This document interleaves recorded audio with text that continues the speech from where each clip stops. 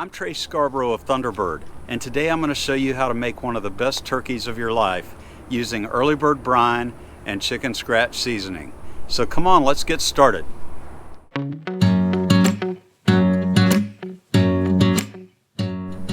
Now you should know early bird brine is a 3-day brine. That's 72 hours.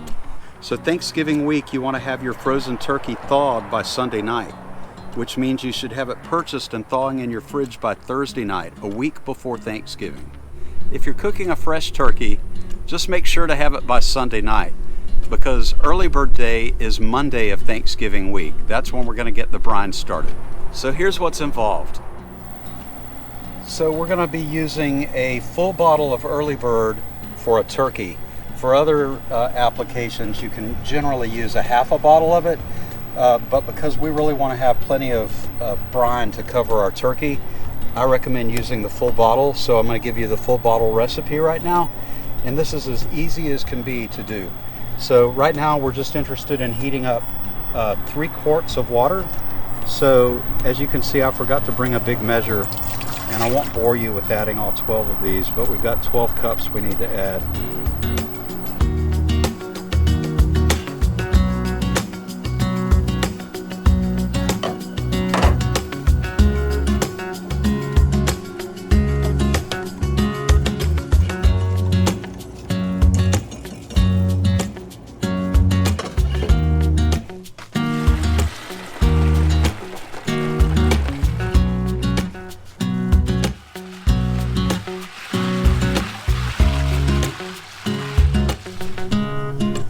Bird's ready to go right into the brine.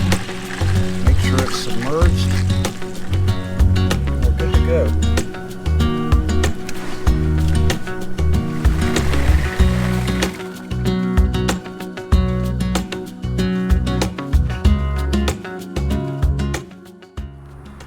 Today we're going to be cooking on the big green egg using natural lump charcoal for fuel and pecan wood for smoke.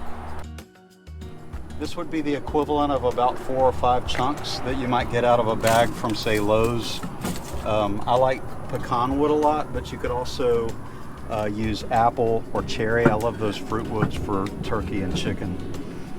So now that we've got the plate setter in place to make this an indirect cook, I'm going to go ahead and add a pan, and we're going to put some water in this pan just to kind of control any off flavors that you might get from juices dripping directly on the plate setter. So our bird has been brining for 72 hours. In early bird, we're going to bring it around here. I'm going to show you how to spatchcock a turkey right now. So what spatchcocking means is that we're just going to remove the backbone. So we're going to cut along both sides of the backbone, about that, and you can cut pretty narrow, and you have to not be intimidated by this, but really go for it. Make sure you have a really sharp knife. Spatchcocking your bird is definitely the way to go. What happens is the whole turkey cooks faster and more evenly. The breast and the dark meat finish at the same time. So now we're going to flip the bird over, and then what we want to do is we're going to flatten the breast. So we're going to do what we call CPR on our turkey. Just make sure you've got the cavity punched down.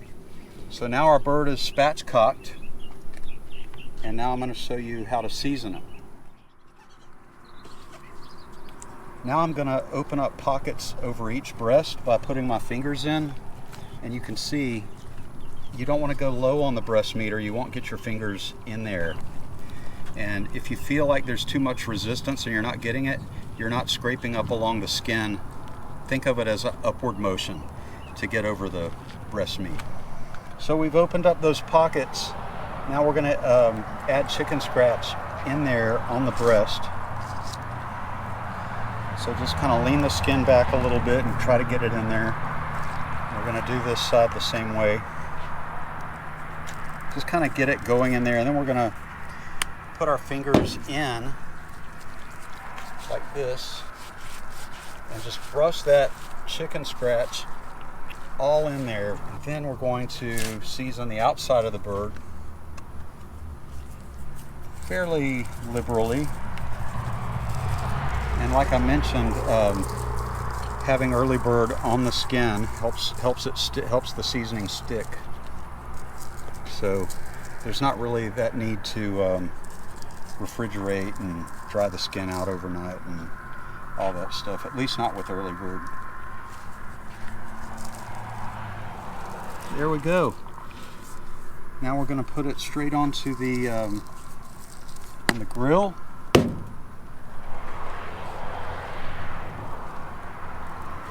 Center it over this drip pan that I told you all about. And then right now I'm going to go ahead and insert our meat probe into the thickest part of the breast. I like to come in right about here. And now what this does for us is this flame boss will allow us to not have to open and shut the dome to stick an instant read in there and check it. Now when the internal temperature reaches 148, I like to open the dome and drizzle some honey on this bird. I also like to raise the grilling temperature at this point, shooting for about 400 degrees. As the temperature rises, it's going to cause the skin to get more crisp and take on that deep mahogany color that you love.